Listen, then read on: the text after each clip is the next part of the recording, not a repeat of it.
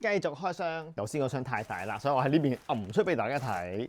呢個係一個竟然翻到一個 Fendi 嘅大法棍，一個 Fendi 嘅大法棍啦，超級難翻嘅呢啲。呢一隻都唔錯 ，quality 都有使用感咯。但係我覺得喺呢一個時候要入手大法棍係絕對可以原諒。LV 嘅 Abbey 皮嘅中間呢個紅圈啦。紅圈嘅一個 two way 呢個我可以拆開佢咧，然之後再駁翻長條帶都可以嘅。跟住呢一個咧，我記得價錢係物美嘅，但係裡面我記得係通病嘅。嗱，裡面咁樣啦，呢啲位全部冇黏皮劃身嘅。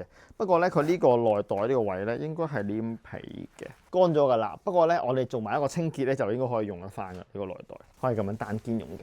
中間呢個有 two tone 兩個顏色嘅，已經比較少揾到啦。我望嘅時候以為佢細隻啲喎，咁 cute 嘅呢個，但係條帶咁短嘅喂，但係係一個單肩嚟嘅，唔好意思，佢係斜孭唔到睇嚟，佢較長多一格。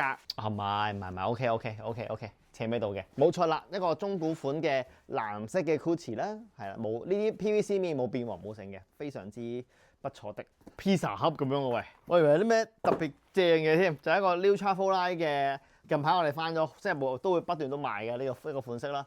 咁呢一個咧，平時黑色係難翻㗎啦，呢個顏色仲難翻添。咁啊，俾我哋再翻到啦。跟住佢又係可以加扣，可以做斜孭啊，或者單手咁樣拎咧，都非常之好嘅。OK，呢出嚟到呢度啦，有興趣 follow 我哋，拜拜。